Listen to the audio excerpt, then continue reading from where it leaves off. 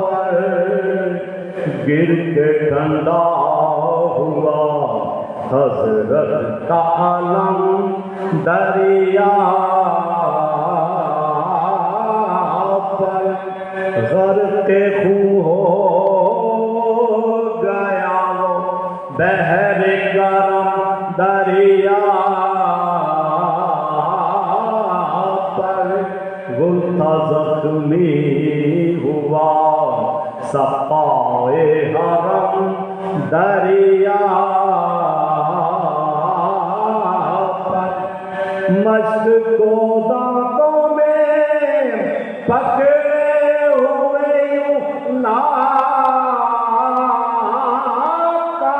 ہے دہانے شیر میں جس طرح شکارا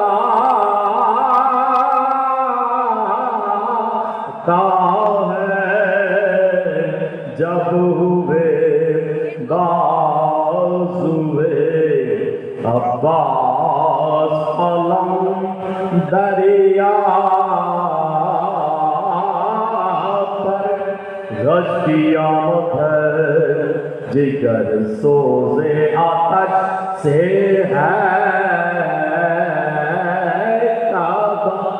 ہے جو بے دست ٹھہرتی نہیں پاؤں میں لگا پیاسے بچوں کے لیے سینے میں دل ہے بیٹا غم یہی ہے کہ کہیں مشق سے ضائع نہ ہوا تیر پہ ہم جو کمانوں سے چلے آتے یا علی کہتے ہیں ہر مشق پہ جھک جاتے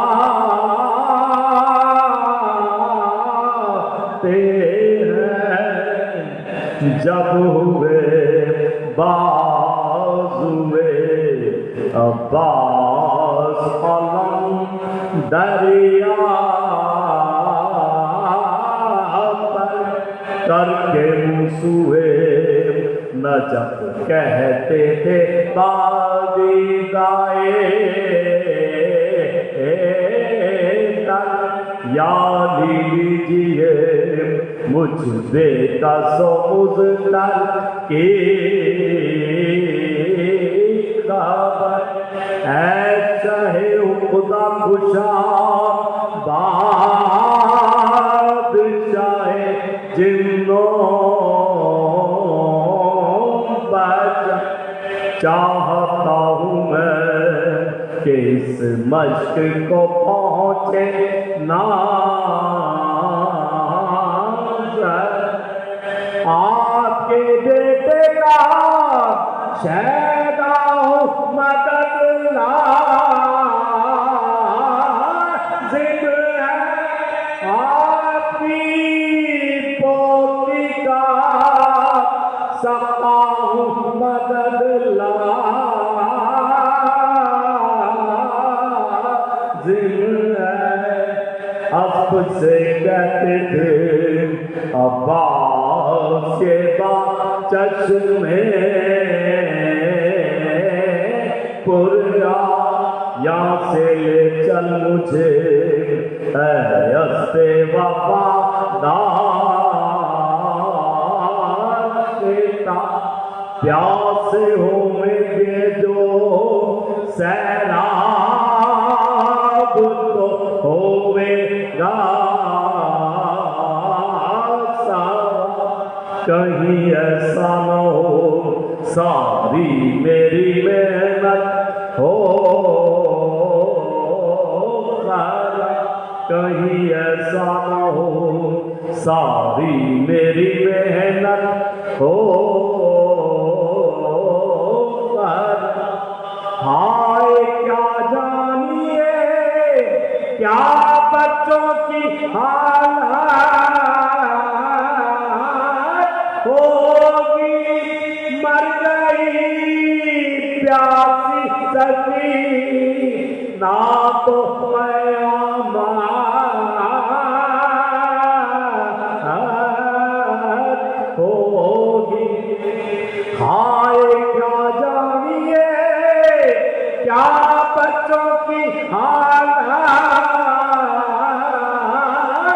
होगी मर गई प्यासी सकी ना तो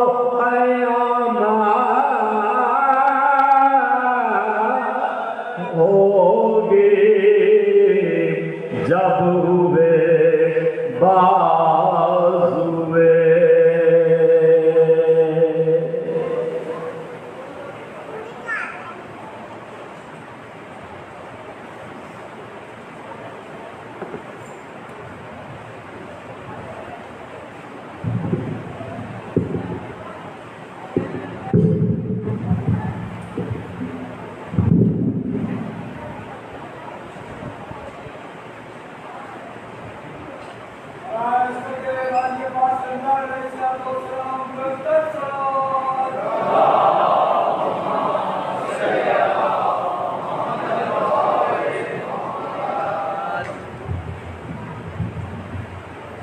फिर हज़रत अब्बास अलमदार बुलंद तरीन सलवात।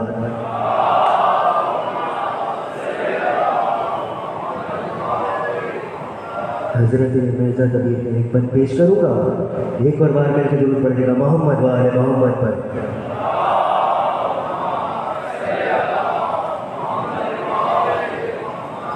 तहत में बंद है, देखिएगा। किस शेर की आमद है कि रंग कांप रहा है, किस शेर की आमद है कि रंग कांप रहा है, रंग एक तरफ चरखे कोहन कांप रहा है, रुस्तम का बदन जेरे कफन कांप रहा है, हर कसरे सलातीने समन कांप रहा है, हर कसरे सलातीने समन कांप रहा है। शमशीर बकब देखते हैदर के पिछड़ को, शमशीर बकब देखते हैदर के पिछड़ को, जिब्रील लरसता है समेटे हुए पर को, जिब्रील लरसता है समेटे हुए पर को। दुरूद पढ़ देगा मोहम्मद वाले मोहम्मद पर।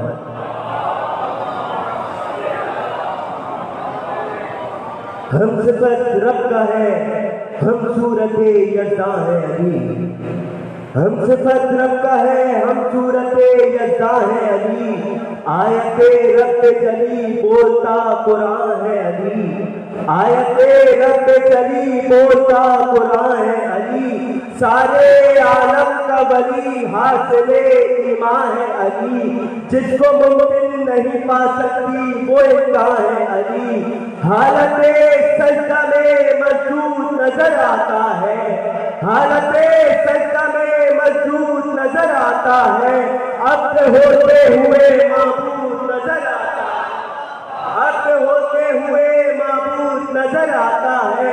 और तय करे अदल कहीं अदल का मीज़ान कहीं, तय करे अदल कहीं अदल का मीज़ान कहीं, कुल दीन कहीं है तो ये ईमान कहीं, राम और शाम कहीं, राम और शाम कहीं है तो ये भगवान कहीं, राम और शाम कहीं है तो ये भगवान कहीं, एलिया है ये कहीं है तो ये रहमान, एलिया है ये कहीं है तो ये रहमान कहीं।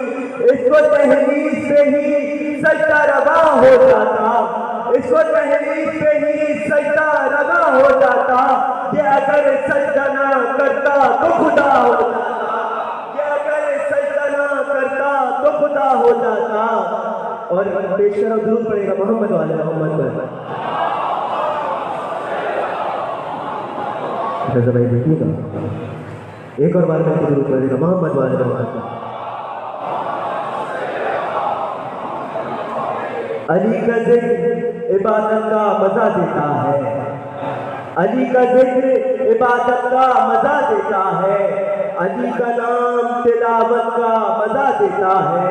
और नुसैरी जो मेरे मौला को खुदा कहता है, नुसैरी जो मेरे मौला को खुदा कहता है, झूठ होता है हकीकत का मजा देता है, झूठ होता है हकीकत ادب کا مزہ دیتا ہے. اور کروں گا بات ادب کے حدود کے اندر, کروں گا بات ادب کے حدود کے اندر, کہ جیسے دین بھی بند ہو درود کے اندر, کہ جیسے دین بھی بند ہو درود کے اندر. علی کے نعرے تو دیکھو وہی لگاتا ہے, علی کے نعرے تو دیکھو وہی لگاتا ہے. حلال خون ہو اس کے وجود کے اندر, حلال خون ہو جس کے وجود کے اندر. پر محمد و آل محمد صلوات.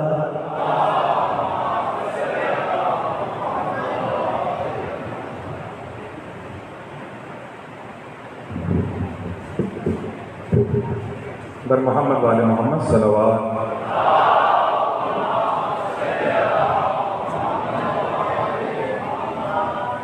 مجھے 5 موت میں سلام کا بہت مختصر کر کے جب تک قبلہ آ رہے ہیں پیش کر دیتا ہوں. مہدی نبی کے دین کی عزت کا نام ہے, مہدی علی کے روب و جلالت کا نام ہے, مہدی خدائے پاک کی طاقت کا نام ہے, مہدی خدائے پاک کی طاقت کا نام ہے. مہدی کا دور ہی تو شریعت کا نام, مہدی کا دور ہی تو شریعت کا نام ہے. فتوی تمام رکھے تیغوں کی دھاک ہے, فتوی تمام رکھے تیغوں کی دھاک ہے. ایمان تول جائیں گے پھر ذوالفقار میں, آنے کو ہے ایمان, آنے کو ہے ایمان, آنے کو ہے ایمان, آئیں گے کیوں کیا ضرورت پڑے گی کہ امام کو آنا ہوگا. تم نے فضائلوں کو مسائل بتا دیا, گردان کو حیات کا ساحل بتا دیا. ارے فتویٰ دلی کو دین کا حاصل بتا دیا, اور نام علی نماز میں پاٹل بتا, نام علی نماز میں پاٹل بتا دیا. جنہوں نے بتایا وہ کر دیا, نام علی نماز میں باطل بتا دیا, نام علی نماز میں باطل بتا دیا. شامل رہے جو فتووں کی ہر ساز باز میں, شامل رہے جو فتووں کی ہر ساز باز میں, سر ان کے کاٹ نہیں گے وہ آخر نماز میں. آنے کو ہے ایمان, آنے کو ہے ایمان. اپنی شرم ظہور کا منظر. آنے کو ہے ایمان, آئے گی جب امام کی آواز ذی حشم, آئے گی جب امام کی آواز ذی حشم. کعبے کی سمت اٹھنے لگیں گے سبھی قدم, سینوں پہ ہاتھ ہوگا نگاہوں میں سب کی نم, اور کھڑے صحن کعبہ میں عباس آلو. اکیلے بیٹھے ہیں آج آپ لوگ, سینے پہ ہاتھ ہوگا, سینوں پہ صد کی نم گاوے سہل کعبہ میں عباس علم فرشی ادا پچھے گا شہ مشرق کا برپا کریں گے کعبے امام حسین کا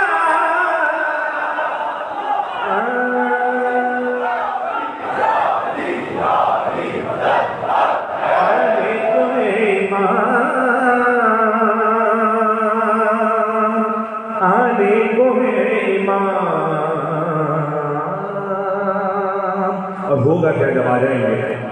نظریں وہ پھر ملائیں گے دیداروں کے ساتھ، نظریں وہ پھر ملائیں گے دیداروں کے ساتھ، آہن کو وہ جلائیں گے آہنگروں کے ساتھ، اور دفنائیں گے وہ پتلی مل کے درود پڑھیں محمد والے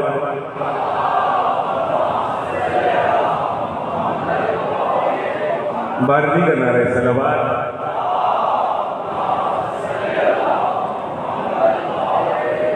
نظریں وہ پھر ملائیں گے دیداروں کے ساتھ، آہن کو وہ جلائیں گے آہنگروں کے ساتھ، دفنائیں گے وہ پتلی پتلا دروں، دفنائیں گے وہ پتلی پتلا، مصرع سننا، دفنائیں گے وہ پتلی پتلا دروں کے ساتھ، کاٹیں گے بغض کے وہ امام سروں کے ساتھ، کاٹیں گے بغض کے وہ امام سروں کے ساتھ، ایک شور ہوگا اس سے نقابیں اتار دو، ان سارے فتویٰ بیچنے والوں کو مار دو،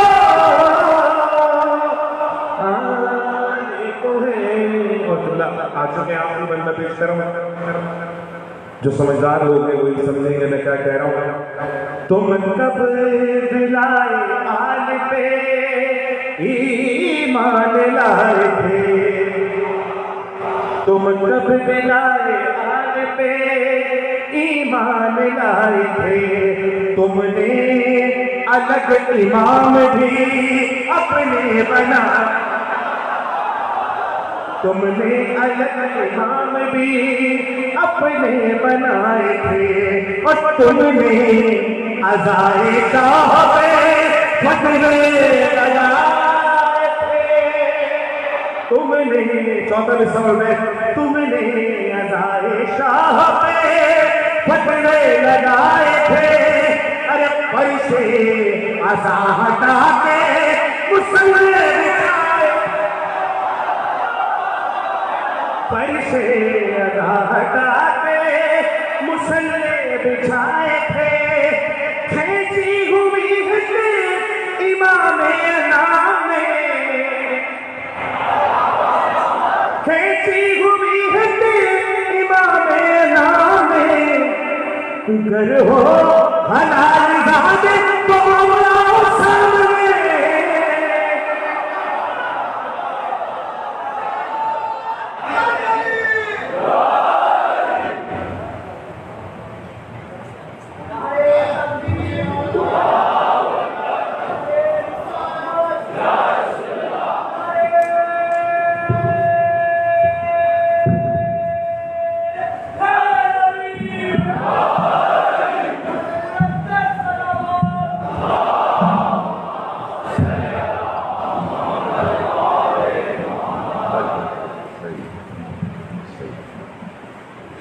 بسم اللہ الرحمن الرحیم۔ تمام تعریفیں اللہ کے لیے، درود اور سلام محمد اور آل محمد کے لیے صلوات۔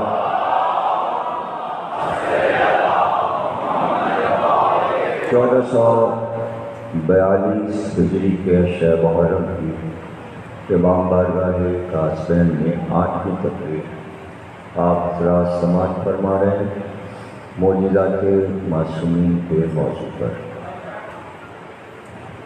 تمیز سے لے کر گزشتہ تقریر تک تمہیدی طور پر یہ بات کہی گئی کہ انبیاء، اولیاء، اوصیاء سب کی پہچان معجزہ ہے۔ سب سے بڑی پہچان معجزہ ہے، یعنی یہ یقین کرنے کے لیے کہ یہ اللہ کی طرف سے مقرر کیا ہوا نمائندہ ہے۔ اس کا سب سے بڑا ثبوت یہ ہے کہ وہ صاحب معجزہ ہو، اور قوم جو بھی معجزہ طلب کرے وہ اس پر قادر ہو، قدرت رکھتا ہو کہ اسی وقت وہ معجزہ دکھا دے۔ عوام کو یہ بات معلوم ہوتی ہے۔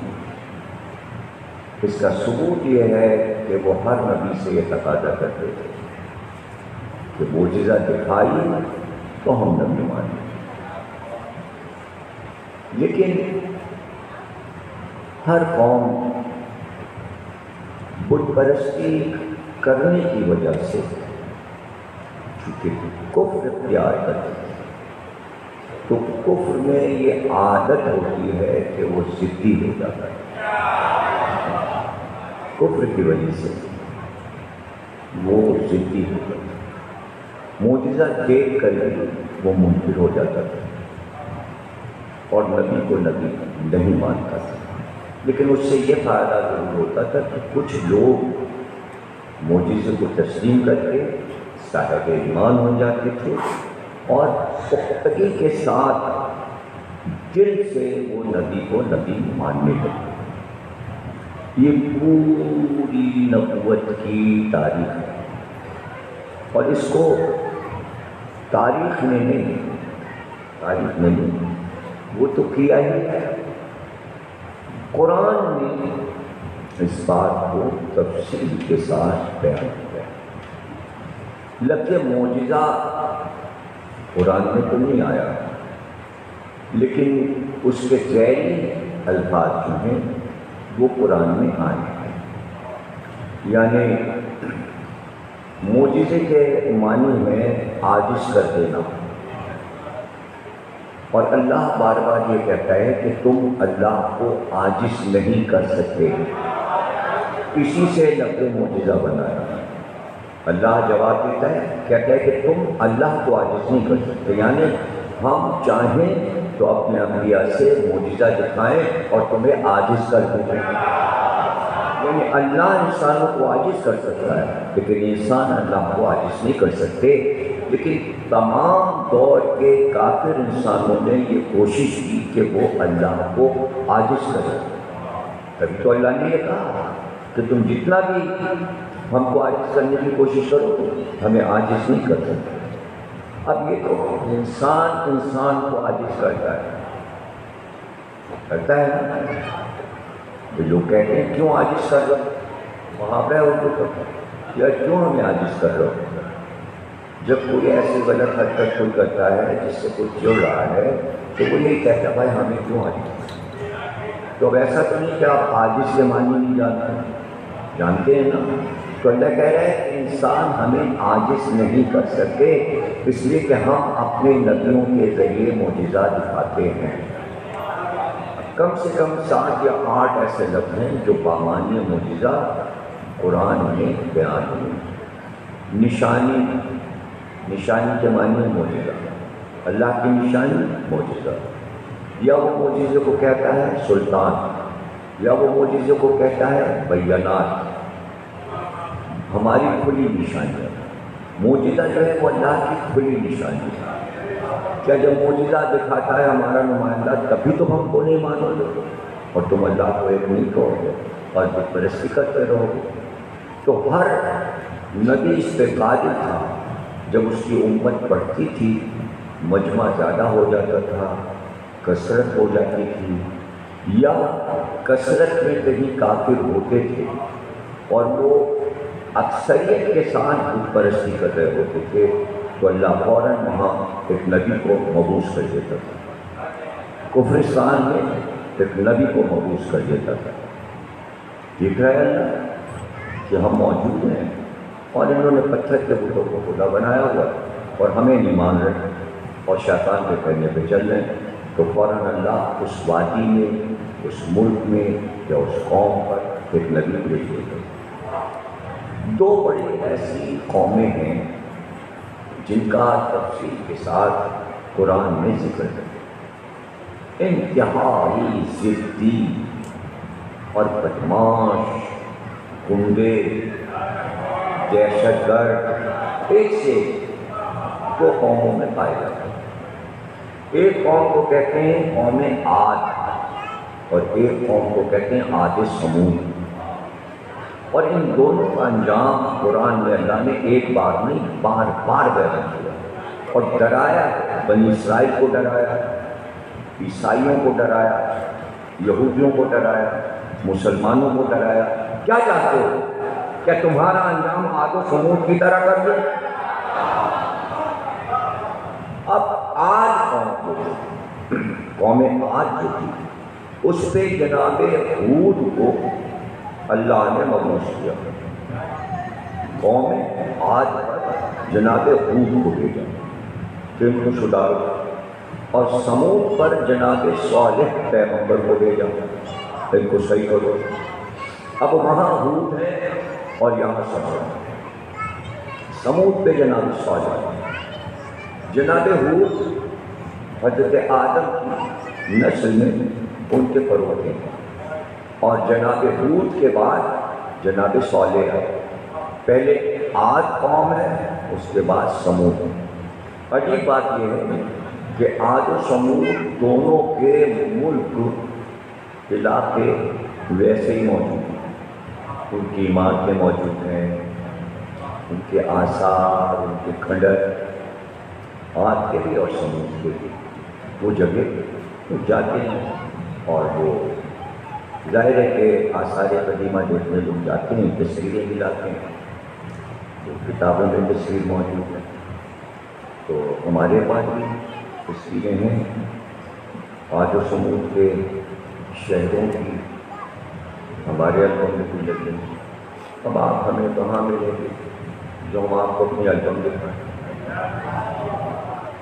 ایک آدھ لوگ آ گئے وہ آ گئے، تو اس سے سارا مجموعہ تو نہیں دیکھ سکتا، لیکن دل میں آ کے تڑپ ہوئی ہوگی یار عاد و سمود کی عمارتیں دیکھیں، 10,000 برس پرانی عمارتیں تو دیکھیں، کون سی قومیں تھی، کیا بنایا تھا انہوں نے، تو کوئی کتاب دیکھنے کی ضرورت ہے۔ ارے بھائی ابھی مجلس کے بعد اپنے گوگل پہ پوچھیے گا عاد، بھائی اتنا لکھ لیجیے، چاہے انگریزی میں عاد لکھیں یا اردو میں عین النجبر عاد دال ساکن عاد، ٹھیک ہے؟ یہ نہیں پریشان نہ ہوا کرے کہ یار ہمیں انگلش نہیں آتی تو ہم کیسے انگلش میں گوگل پہ لکھیں گے عاد۔ ارے ایک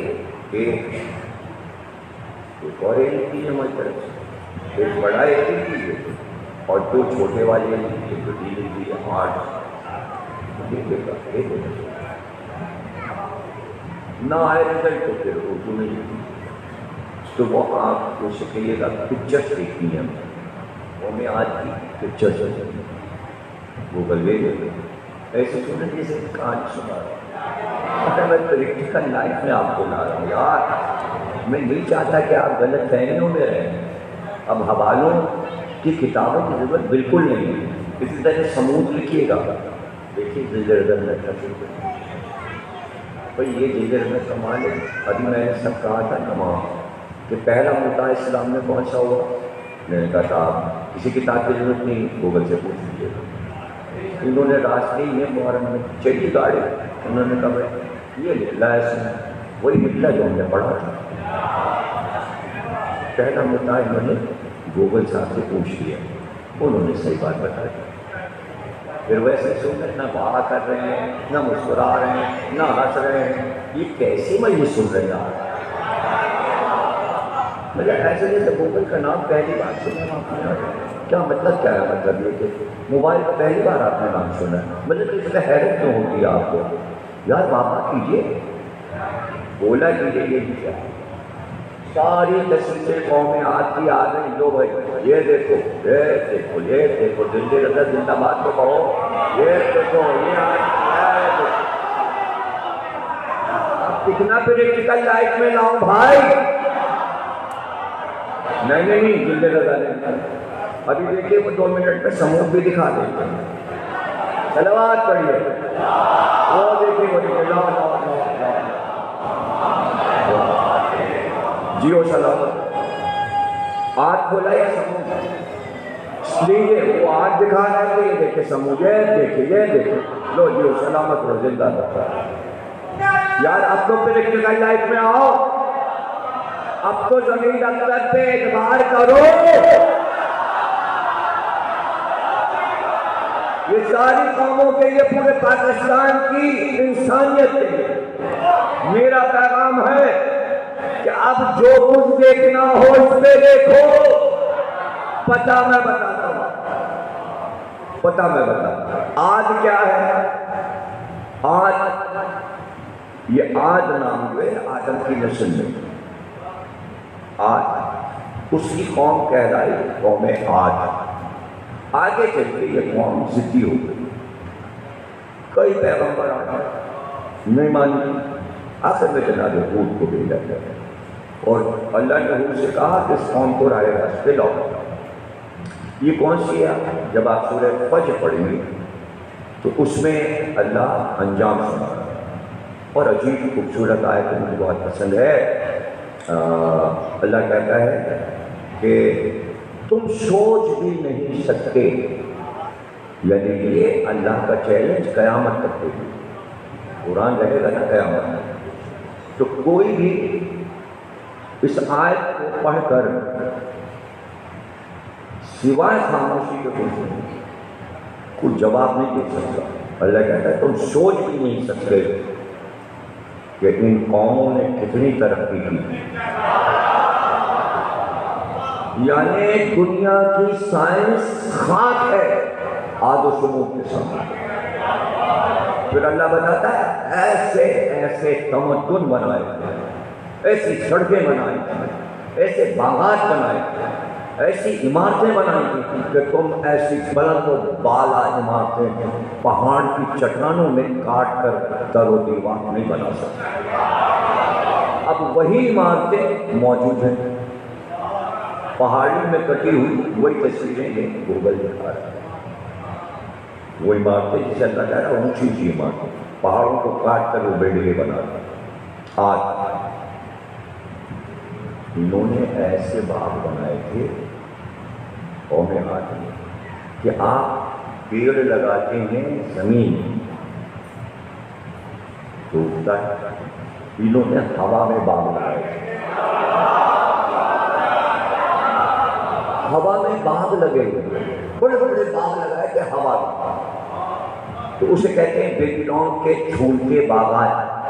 7ویں عجائبات میں اس کو رکھا جاتا ہے. 7 عجائبات میں جھولتے ہوئے باغ. فضا میں درخت لگا لیتے. آج کی سائنس فضا میں جہاز توڑا سکتی ہے, درخت لگا کے دکھا. تو اللہ کا چیلنج تم نہیں کر سکتے ایسا. اب کہہ رہا ہے اللہ تو نہیں کر سکتے. یہ کہہ رہے ہیں کہ ہم فضا میں خلا میں ہمارا جو آدمی گیا ہے وہ چہل قدمی کر رہا ہے فضا میں. سائنس کہہ رہے ہیں چہل قدمی اور ہے, درخت اگانا اور ہے, باغات لگانا اور ہے. نہیں کر سکتے. اس لیے کہ اللہ جسے کہتے تم نہیں کر سکتے تو پھر انسان نہیں کر سکتے. جہاں اس نے کہا ہے نہیں تو نہیں, اور جہاں اللہ کچھ نہیں کہتا وہ سائنس کر سکتا ہے. جب یہ نہیں مانے اور ضد پہ رہے تو جناب ہود نے کہا عذاب کیا. اب عذاب کیا آیا؟ زہریلی گیس اللہ نے چھوڑی ان پر. اچھا وہ غیب میں ہے وہ زہریلی ہوا غیب میں. اللہ نے جبریل سے کہا ان پر وہ والی ہوا چھوڑ. جب جبریل نے چاہا کہ اس ہوا کو قوم عاد پہ چھوڑیں تو اللہ نے کہا جبریل ایسا نہ کرنا, کہ پریشر کے ساتھ ہوا، ورنہ پوری دنیا میں یہ زہریلی ہوا پھیل جائے گی۔ کرونا ایسے ہی پھیلا جیسے کیا ہے کرونا، سمجھے آپ؟ تو اللہ نے جبریل سے پوچھا گیا تو پھر کتنے پریشر سے تم نے ہوا کا؟ انسان کے ہاتھ کی انگلی کی جو انگوٹھی ہوتی ہے، ہم نے صرف اتنی کہ اس انگوٹھی میں وہ لیئرز داخل ہو گئے، بس اتنی چھوڑی تھی کہ آج گئے۔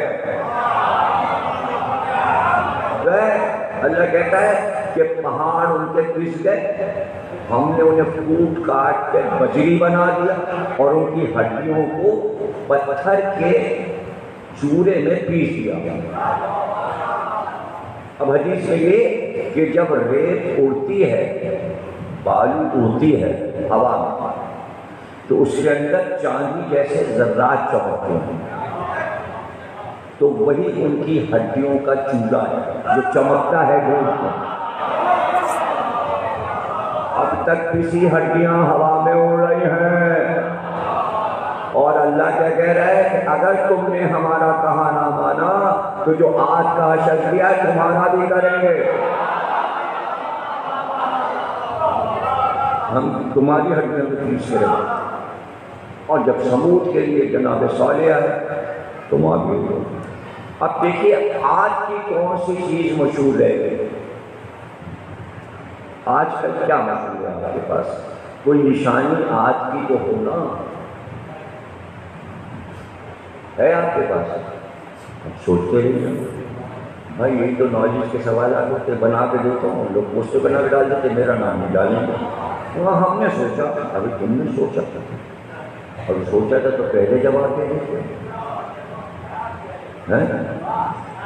پہلی بار بتاتا ہوں پھر بھی میرا نام نہیں دیں گے، جسے ان کی نالج دیا کریں۔ یہ سمجھتے سب سے بڑا عقل مند ہم فیس بک پہ بیٹھتے ہیں، ہم تو برسوں سے یہ سب کچھ بتا رہے ہیں، ایسی چیزیں جو کبھی پہلی بار سنا۔ اچھا، چیزیں جو بتاتا ہوں ایسی ہیں کہ کوئی انکار کر ہی نہیں سکتا، نہ شیعہ نہ سنی نہ ہندو نہ یہودی نہ عیسائی، میری بات کا انکار کوئی نہیں کرتا۔ اب میں آپ کو بتا رہا ہوں، آپ کے پاس آج قوم کی ایک نشانی ہے، کچھ ذہن میں آیا؟ کون بولا؟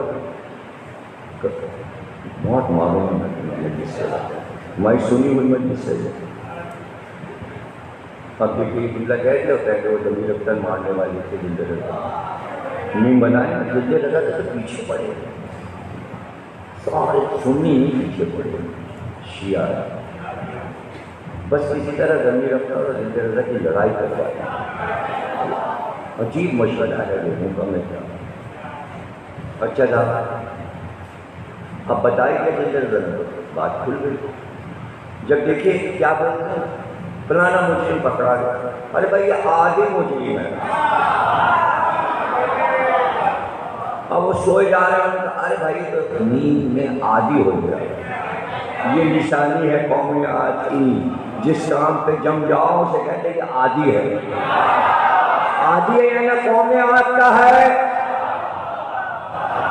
اور وہ عادی عین سے ہی لکھا جاتا، وہی والا عادی ہے۔ تو عادی سے بچنا ہے، جس کی عادت نہ ڈالیے گا کہ عادی، اس لیے کہ کافر تھے قوم آج کے لوگ، اس لیے عادی نہیں بننا۔ تو یہ آج والے کون تھے؟ ان کا تھا سب سے بڑا بادشاہ شداد، یہ قوم آج کا۔ اس کا قصہ معلوم ہے کہ یہ ماں باپ کشتی میں جا رہے ہیں، کشتی میں ہی دو بچے پیدا ہوئے، دو ماں۔ اللہ نے ملک الموت سے کہا ان دونوں بچوں کے باپ کی روح قبض کر لو، وہ کشتی پہ مر گئے، ماں باپ اور دو بچے۔ پھر اللہ نے کہا اب اس کی ماں کی بھی روح قبض کر لو، ماں بھی مر گئی کشتی میں، کشتی چل گئی، باپ بھی مر گئے، ماں بھی۔ اور اس کے بعد اللہ نے کہا کہ یہ دونوں جو ہیں بچے، ان کا نام میں رکھتا ہوں، ملک کو اللہ بتا رہا ہے۔ ایک کا نام رکھا اللہ نے شداد، ایک کا نام رکھا شدید۔ پھر اللہ نے ملک الموت سے کہا شداد کو زندہ رہنے کو، شدید کی روح قبض ہو، تو وہ دونوں بھائی مر گئے۔ 3 لاشیں کشتی پہ رہیں۔ جب کشتی رکی تو شیرنی آئے، اس نے دیکھا کہ 3 تو لاشیں پڑی اور ایک زندہ بچہ ہے۔ شیرنی زندہ کو اٹھا لے گئی اور اس کو اپنا دودھ پلا کے اس نے پالا، اور وہ جنگل میں آرام سے جوان ہو گئے۔ جب جوان ہو گئے تو وہ سب سے کہا کرتا تھا باہر آ کے، نہ میرے ماں نہ باپ، میں تو خدا ہوں۔ یہاں سے شداد نے خدائی کا دعویٰ کیا۔ لوگوں نے کہا تیرے پاس جنت کا ہے، اللہ کے پاس جنت ہے، پھر اس نے جنت بنانا شروع کی، اور جناب اس نے جنت بنائی اور اس کا نام رکھا ارم۔ اس کے دادا کا نام تھا ارم۔ ارم جو ہے وہ تنمو کا پر ہوتا ہے، اور اس نے اپنے دادا کے نام پر ارم رکھا۔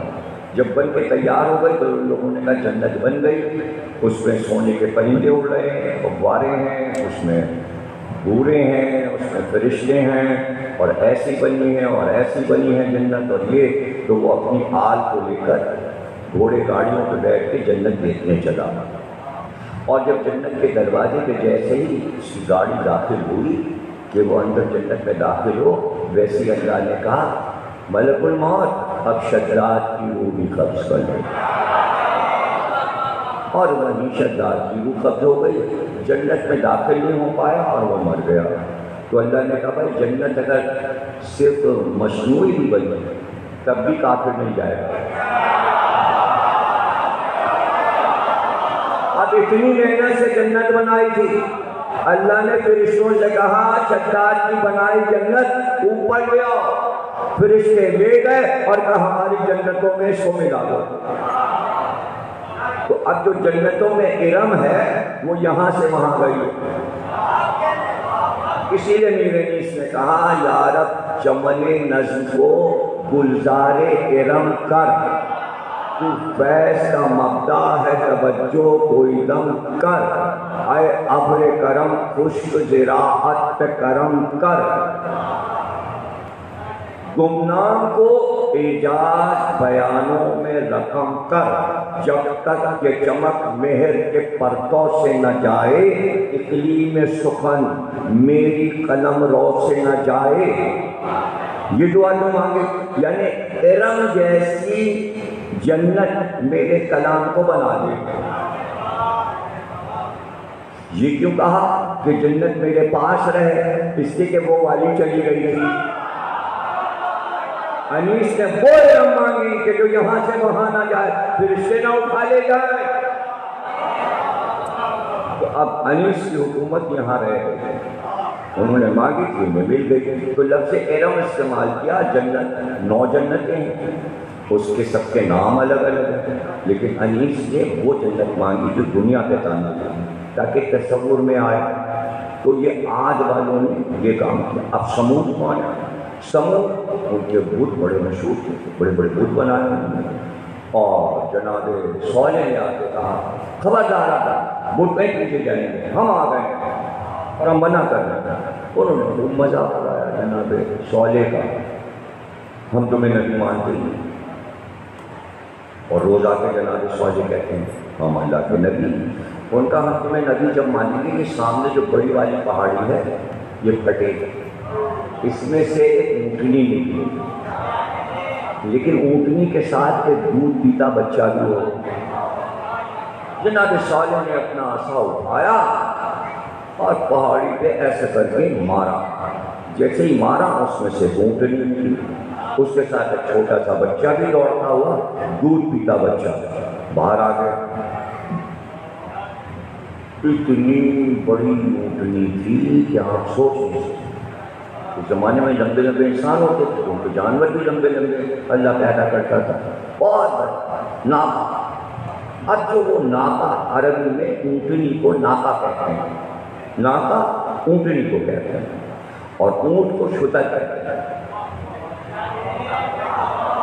جب ناقہ لفظ ہو تو اس کے معنی اونٹنی، ناقہ رسول یعنی رسول اللہ کی اونٹنی۔ اب جہاں جو قرآن میں پڑھیں گے صالح کی اونٹنی، تو اللہ نے اس کا نام کیا رکھا؟ ناقۃ اللہ۔ صالح کی اونٹنی اللہ کی اونٹنی۔ اچھا اللہ کی اونٹنی ہو سکتی ہے، اللہ کا گھوڑا نہیں ہو سکتا؟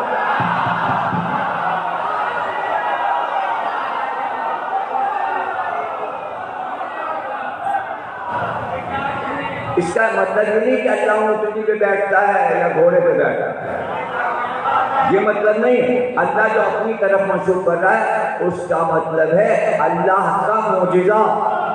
تو اگر اونٹنی موجودہ ہے،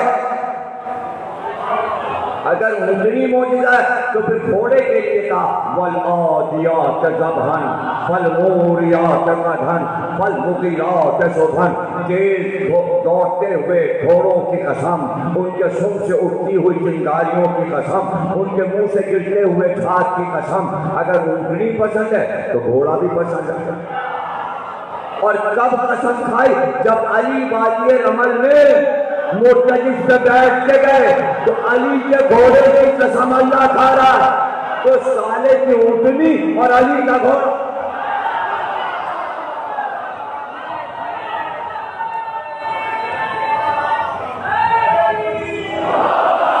خطابت میں نقطے ہوتے ہیں، اس سے انکار نہیں کیا جا سکتا۔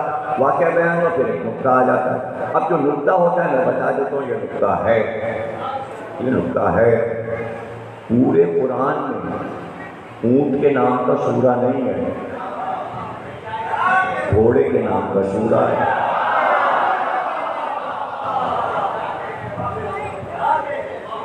اچھا اب آپ دیکھیے جب عید کی نماز ہوتی ہے تو اس میں یہ سورہ پڑھا جاتا ہے وَالشَّمْسِ وَضُحَاهَا وَالْقَمَرِ إِذَا تَلَاهَا، عید کی نماز۔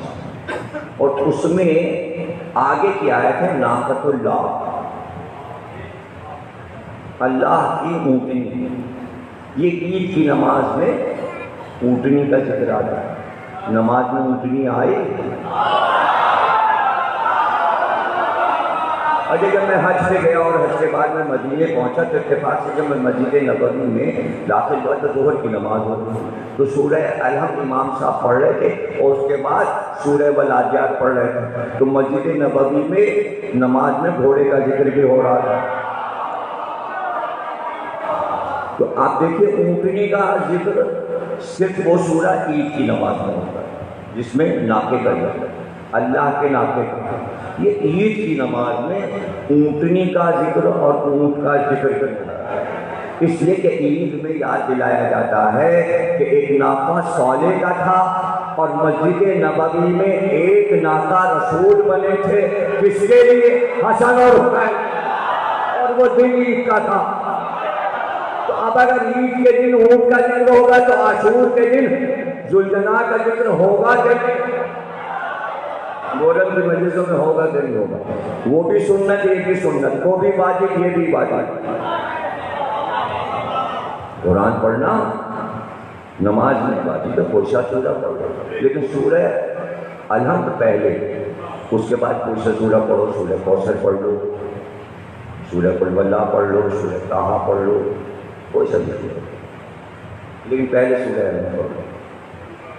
تو یہ سب چیزیں جو ہیں ذہنوں میں رکھیے۔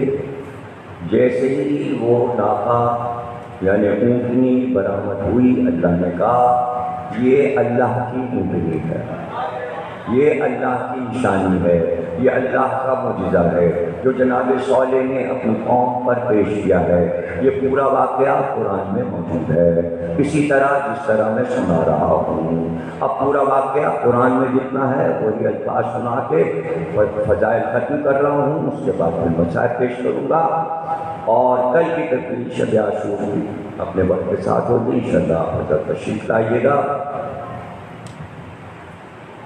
اللہ کہتا ہے کہ ایک جھیل ہم بھرتے ہیں، اسی وادی میں ایک بہت بڑا گراؤنڈ تھا، وادی، اللہ نے بارش کی، وہ پورا لبریز ہو گیا پانی سے۔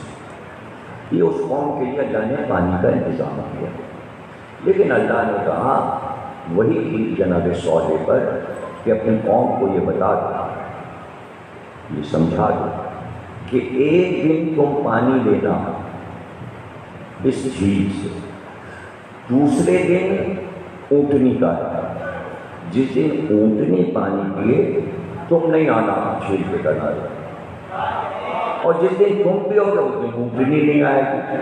اب دیکھیں جانور تو اللہ کا کہاں مان رہا ہے، جب انسان پانی بھر رہا ہے، پی رہا ہے، پانی گھر لے جا رہا ہے تو اونٹنی اپنا بیٹھی ہوئی دور بیٹھے اور سجا مت تم اپنی کی پیچھے رو دو. جب دوسرے دن آتا تو بچے کو لے اونٹنی جھیل کے پاس پہنچتی تھی. اب جو پانی پیتی تو پوری جھیل کھا جاتی, سارا پانی اونٹنی پی جاتی. ان کو آیا غصہ کہ ہم تو خیر پانی لے رہے لیکن یہ کیوں پی رہی ہے. یہ انسان کی عادت ہے, اس کو جتنی بھی نعمت دے دو دوسرے کے پاس نعمت دیکھے تو اس کے پاس یہ کیوں. یہ ہر انسان ہے. ابھی تمہارے پاس تمہاری چیز ہے, اس کے پاس کیوں ہے. تو بھائی دیکھیے آپ بتائیے مال غنیمت میں سے پوری امت کو رسول اللہ نے حصہ دیا, سب کا حصہ مل گیا نا, تو کوئی حیرت کی بات تو نہیں. اب فدق ہے کیا سیدہ کو,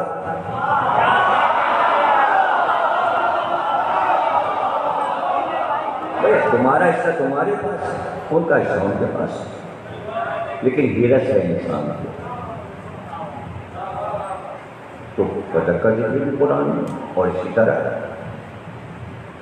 ان کو آیا غصہ. انہوں نے کہا کہ میٹنگ کی اور میٹنگ کر کے کہا اس اونٹنی کو قتل کر دو, اور بچنا انہوں نے طے کر کے. ادارے ایک لڑکا تھا 21 سال کا, تو اس نے کہا ہم قتل کریں اس اونٹنی کو.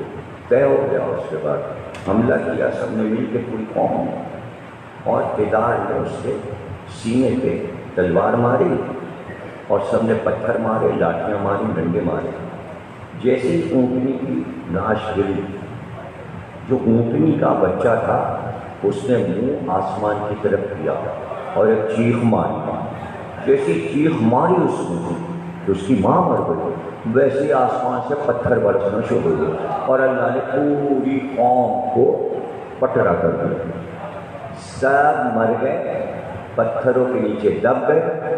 بچہ جب چیخا تو وہی پہاڑی پھر پھٹی, بچہ دوڑا اس پہاڑی میں جا کے غائب ہو گیا. یعنی پہاڑ نے بتایا کہ بچہ اپنی ماں کی یاد میں دوڑا ہے, تو اس نے اپنے جگر کو پہاڑی میں پھاڑ دیا اور چاک کر کے بچے کو سینے سے لگا دیا. یہ پتھر کی خاصیت ہے جس کے لیے کہتے ہیں اس کا دل پتھر ہے, لیکن اللہ نے لکھا ہے کہ پتھر بھی معصوم بچے پر رحم کرتا ہے. یہ اللہ کا معجزہ تھا. اب رسول اللہ کی وفات ہو گئی. ایک دن کیا ہوا کہ مدینے میں ایک شخص 250 آدمیوں کو لیے ہوئے داخل ہوا, اور اس نے کہا رسول اللہ نے مجھے یہ پرچہ دیا تھا لکھ کر, یہ رسول اللہ کی مہر لگی ہوئی ہے, اور رسول اللہ نے کہا تھا ابو سمسام اگر تم پورے قبیلے کو مسلمان کر لو اپنے, تو ہم تم کو اونٹوں کی ایک قطار دیں گے, جو سارے اونٹ سرخ رنگ کے ہوں گے, سیاہ آنکھیں ہوں گی, اور بہت قیمتی اونٹ ہوں گے, ہم تمہیں دیں گے. سب نے کہا بھائی وارث, ہاں وارث, وارث کے پاس چلے. کون ہے ان کا وارث؟ ہم کا یہ پرچہ ابو سمسام. رسول اللہ کا وعدہ, اب تم کی وفات ہو گئی. رسول اللہ کی تو وفات, ہم کہاں سے تمہیں دیں, ہم کہاں سے تمہیں, اتنے سارے اونٹ تھے, وہ بھی سرخ رنگ کے, کالی آنکھوں والے. ماں سلمان بیٹھے تھے. ان کا ابو سمسام رسول اللہ کا وعدہ جھوٹا نہیں ہو سکتا. اگر وعدہ کیا ہے تو وہ صادق اور امین ہے. چلو میرے ساتھ, لے کر آیا. حضرت علی کے گھر پہ سلمان پہنچے. حضرت علی گھر میں تھے. ابو سمسام آیا, سلمان لیے ہوئے اسے آئے. ابھی دروازے تک پہنچا تھا ابو سمسام کہ گھر سے علی کی آواز آئی, ابو سمسام تم آ گئے, تم آ گئے. مجھ سے رسول اللہ نے کہا تھا میری وفات کے بعد سب سے پہلے جو معجزہ ہوگا علی وہ تمہارے ہاتھ سے ہوگا. ابو سمسام آئے گا اور وہ مطالبہ کرے گا مجھے اونٹ چاہیے. علی باہر آئے. ابو سمسام نے کہا یہ رسول اللہ کی ڈیری. کہا سلمان جاؤ, بلال جاؤ, پورے مدینے میں اعلان کرو, اس وادی میں آؤ مدینے سے باہر جہاں ایک پہاڑی ہے, اور وہاں رسول اللہ کا وعدہ وفا کیا جائے گا. امام حسن 7 سال کے تھے, ایک طرف امام حسین, ایک طرف امام حسن. بیچ میں حضرت علی اور پوری قوم وہاں چلی دیکھنے کہ علی کیا کرتے ہیں۔ ہاتھ میں علی کے رسول اللہ کا عصا، پتہ چلا عصا پہ کسی نے قبضہ نہیں کیا، عصا علی کے پاس ہے، حالانکہ کام کا عصا تھا۔ یہ موسیٰ کے عصا سے افضل ہے، ابھی پتہ چل جائے گا رسول اللہ کا عصا ہے۔ اور ایک بار جب سب آ گئے سامنے پہاڑی، حضرت علی نے وہ عصا لیا اور امام حسن کو بلایا کہ بیٹے یہ عصا لو، اس پہاڑی کے سامنے جاؤ، رسول اللہ کا یہ عصا پہاڑی پہ مارو اور کہو ہمیں رسول اللہ کا وعدہ پورا کرنا ہے۔ پہاڑ جیسے ہی حسن نے پہاڑ پہ عصا مارا، پہاڑ پھٹا، ایک رسی باہر آئی اور ایک در بنا۔ علی نے کہا جاؤ، حسن نے وعدہ پورا کیا، وہ رسی پکڑ لو۔ جیسے ہی ابو سفیان نے پکڑ کر رسی کھینچی، ایک ناکے کا سر باہر آیا، وہ ناکا پورا باہر آیا، اس سے بنا دوسرا ناکا، اب پوری قطار کی قطار آنا شروع ہوئی، ناکے پہ ناکا، ناکے پہ ناکا، جتنے کا وعدہ تھا وہاں بات رکی۔ کہا ابو سفیان اگر قیامت تک ہم چاہتے تو ناکے نکلتے آئے۔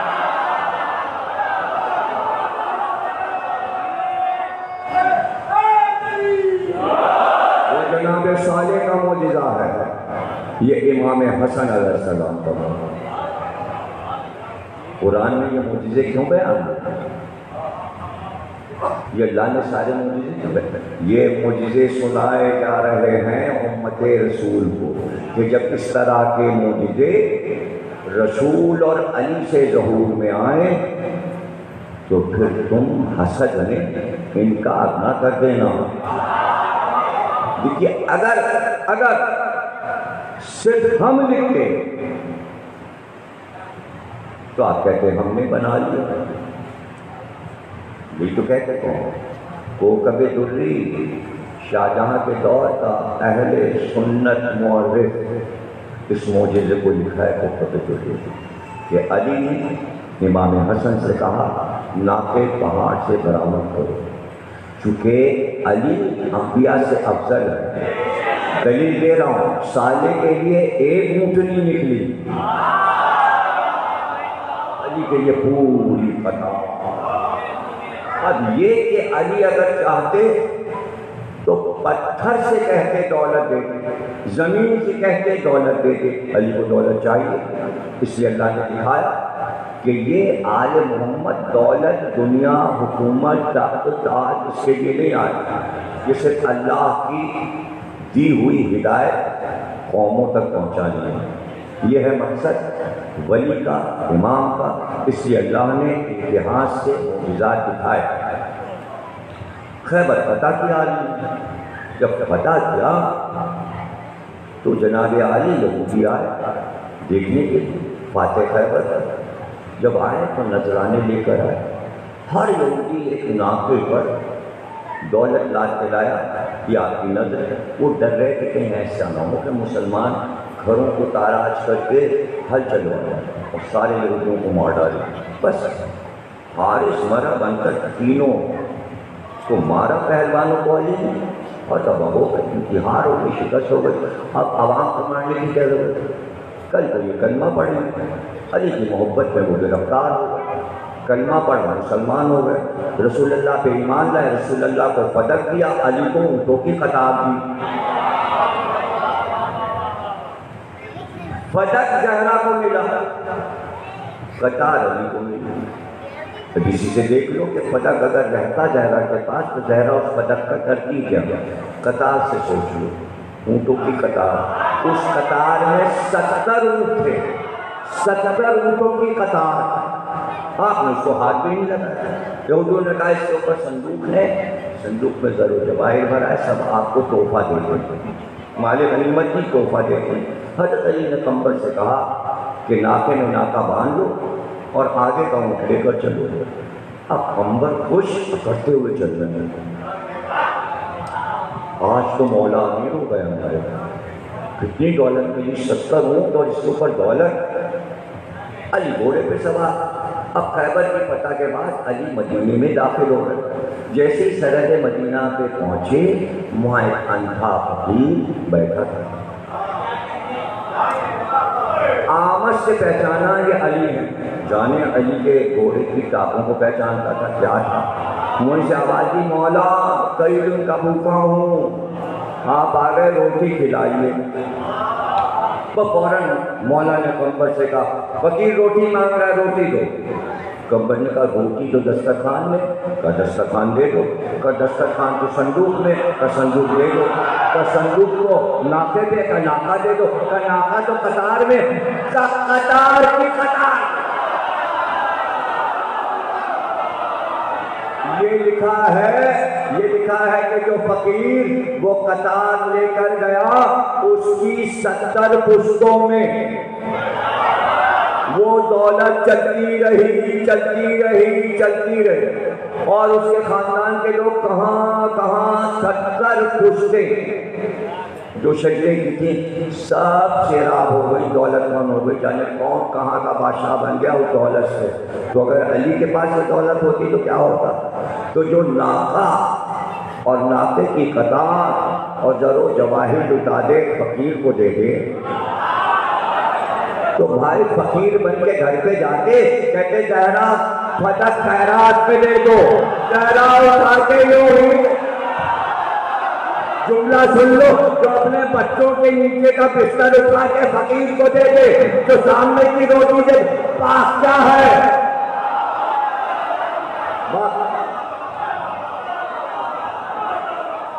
مولانا صفت حسن صاحب اعلی اللہ مقامہ جو کہ کتابت کے بانی ہیں وہ کہا کرتے تھے سکینہ سخی کی پوتی تھی علی کی پوتی تھی. حسین نے اپنے ہاتھ سے 2 موتی کے دور پہنائے تھے. ارے شمر سکینہ سے کہتا یہ دور مجھے خیرات میں دے دو. بی بی اتار کے دے دیتی. یہ تم نے کانوں سے کھینچ کے کیوں اتارے کان کو زخمی کیے.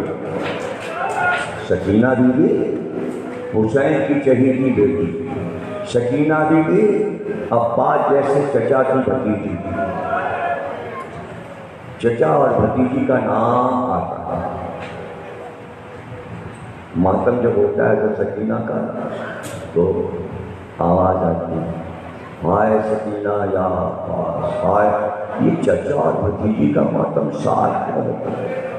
محبت بھتیجی سے کیا الفت تھی اور بھتیجی بھی اپنے چچا کو اپنی آنکھ اپنی ڈھارس. چچا ہے نا میں پیاسی نہیں رہ سکتی.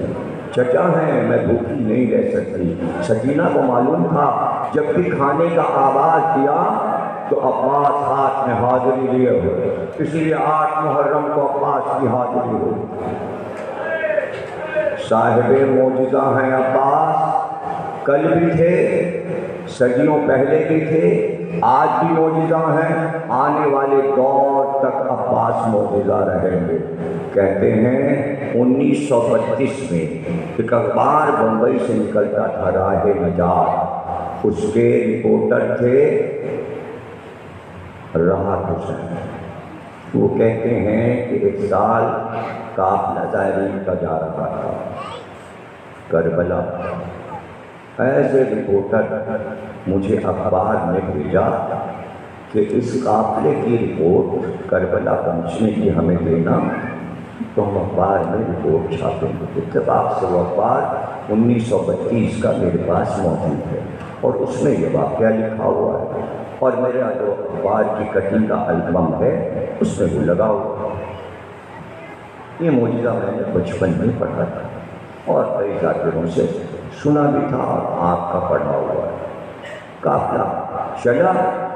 32 میں انگریزوں کے جہاز چلتے تھے پانی کے جہاز سمندری جہاز. وہ کہتے ہیں کہ جب جہاز چلا ممبئی سے کچھ ہی گھنٹے ہوئے تھے آگے بڑھے ہوئے اور جہاز کو بصرے جانا تھا.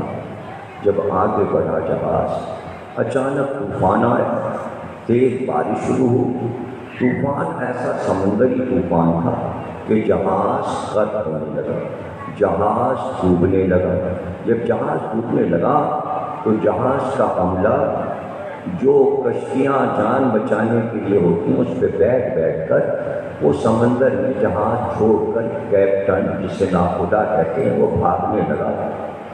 تو راحت حسین کہتے ہیں میں آگے بڑھا، چونکہ رپورٹر تھا تو میں نے انگریزوں سے کہا ایسی مصیبت میں تم زائرین کو چھوڑ کے جا رہے ہو، تمہیں تو جہاز کو بچانا چاہیے، کوشش کرو کہ جہاز نہ ڈوبے۔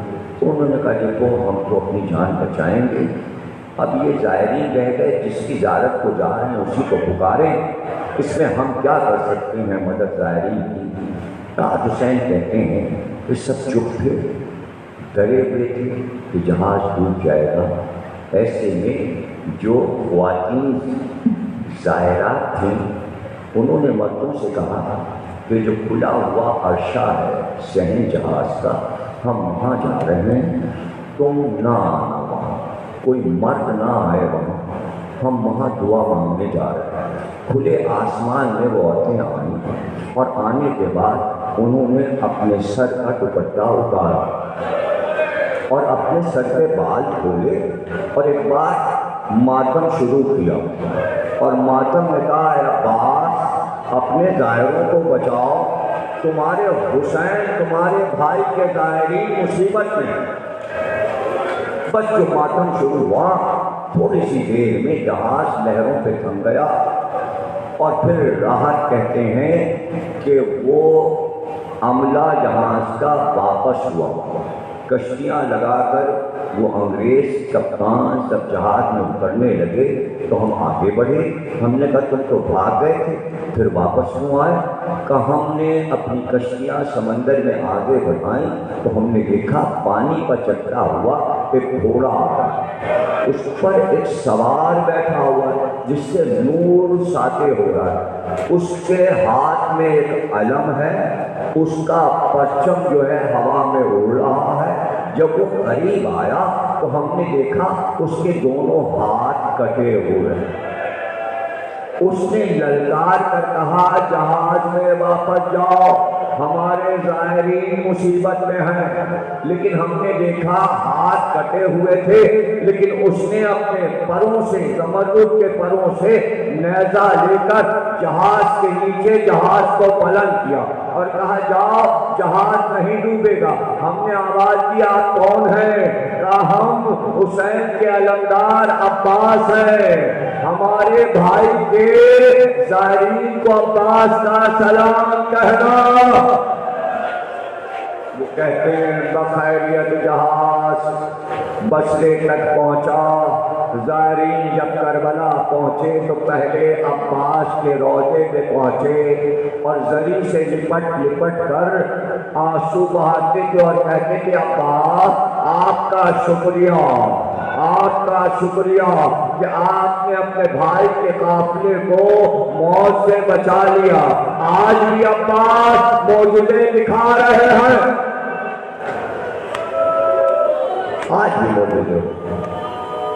جائیے روزے پہ پتہ لگائیے، روز معجزے، خداموں سے پوچھیے وہ بتائیں کیسے کیسے معجزے ہوتے ہیں۔ لوگ اپنی آنکھ سے دیکھتے ہیں روضہ عباس پہ معجزہ ہوتا، کون ہے جس کے ساتھ وہاں معجزہ نہیں ہوتا؟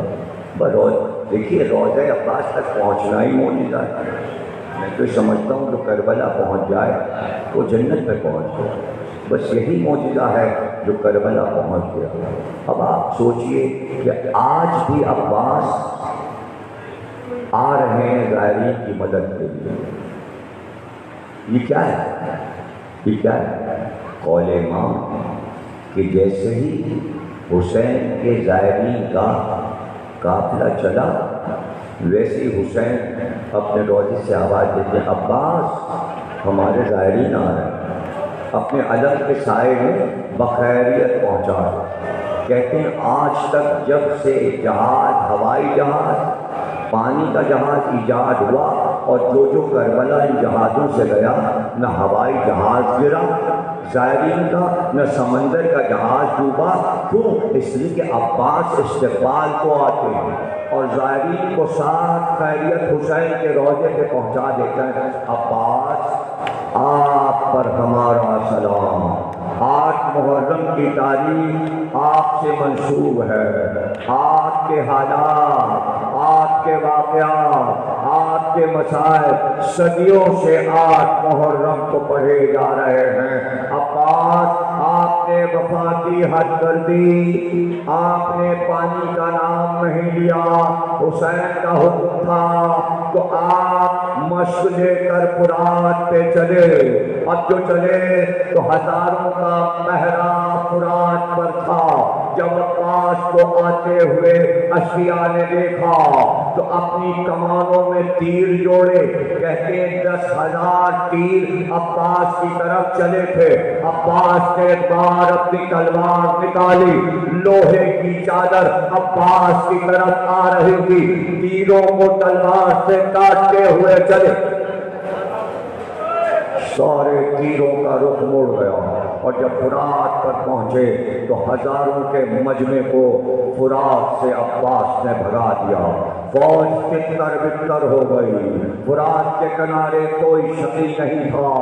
جب دریا کو عباس نے دیکھا تو اپنے گھوڑے کو فرات میں ڈال دیا، مشق کو کاندھے سے اتارا، پانی فرات کا مشق میں بھرا، علم سنبھالے ہوئے، گلے میں تسمہ مشق کا ڈالا، پانی لے کر چلنے والے تھے، مڑ کر دیکھا کہ لشکر جمع ہو رہا ہے، لیکن اب جو چلے تو حملہ کرتے ہوئے چلے، نیزہ اٹھا کر انہیں ڈراتے بھی تھے، دھمکاتے بھی تھے۔ لیکن عباس نے ایک بار دیکھا کہ صحرا سے جائیں گے تو روضہ دور ہے، پانی لے جانے میں دیر لگے گی، اس لیے ادھر سے چلے جسے غاجریہ کہتے ہیں۔ آج جہاں عباس کا روضہ ہے وہ مقام غاجریہ ہے، وہاں کھجور کے درخت لگے تھے۔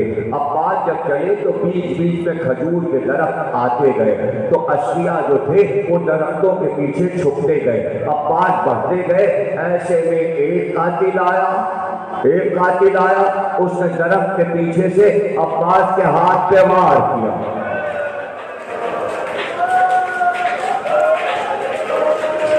علم کو جنبش ہوئی، عباس نے علم دوسرے ہاتھ میں لے لیا۔ اب نیزہ نہیں تھا عباس کے پاس، لیکن مشق کو سنبھالے رہے، کچھ دور بڑھے تھے کہ دوسرا ہاتھ بھی قطع ہو۔ اور جب آپ زیارت کریں گے تو 2 مقامات پہ آپ کو جانا پڑے گا، ایک ہاتھ ادھر عباس کا دفن ہے، ایک ہاتھ ادھر دفن ہے۔ روزے پہ جانا اور ہے، عباس کے کٹے ہاتھوں کی زیارت کرنا اور ہے۔ دونوں ہاتھ کٹ گئے، علم بھی گر گیا، نیزہ بھی گیا۔ اب مشق کو دانتوں سے عباس نے دبا لیا اور گھوڑے سے کہا ہاتھ میرے کٹ گئے، بس مجھ کو حسین کے خیمے تک پہنچا دے۔ عباس کا اسب وفادار عباس کو لیے ہوئے بڑھ رہا تھا کہ ابن سعد نے حرملہ سے کہا کہ عباس کا خاتمہ کر۔ ایک تیر حرملہ کا چلا، مشق میں پیوست ہوا، عباس کا سینہ چھٹ گیا۔ کچھ دور بڑھے تھے کہ ایک ظالم نے عباس کے سر پہ گوج مارا، عباس گھوڑے سے گرے، تقریر تمام ہوئی۔ جب زینب مدینے پہنچی تو بڑا کوہرام تھا، ام المؤمنین لپٹ کر روئی کہ میرے چاروں لال مارے گئے، مگر جب تک جیوں گی حسین کا ماتم کروں گی۔ زینب سے کچھ نہیں پوچھا، لیکن جب پہلی عید آئی اور حضرت زینب ام المؤمنین کے گھر پہنچی تو دروازے پہ بال بکھرائے مادر عباس کھڑی تھی۔ ایک بار حضرت زینب سے لپٹ گئی کہ شہزادی آپ آ گئی، بس ایک بات پوچھنی ہے، اگر کسی کے دونوں ہاتھ کٹ جائے تو بتائیے، اگر وہ بلندی سے گرے تو کیسے گرے گا؟ ہاتھ نہیں ہے، سہارا کیسے دے؟ تو پوچھنا یہ ہے جب میرے عباس کے دونوں ہاتھ کٹ گئے تو میرا عباس جب گھوڑے سے گرا تو کیسے گرا؟ زینب نے رو کر کہا مادر گرامی میرا بھائی سر کے بل گرا، ماتم۔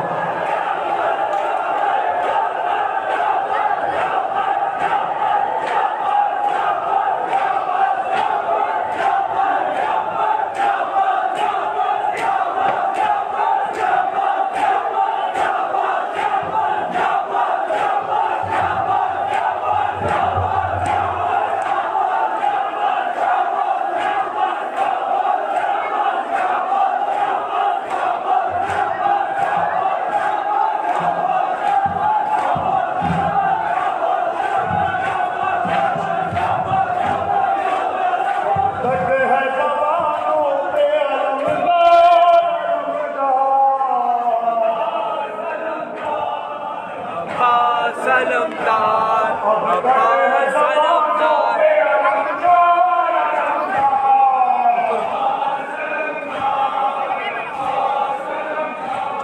अब तक है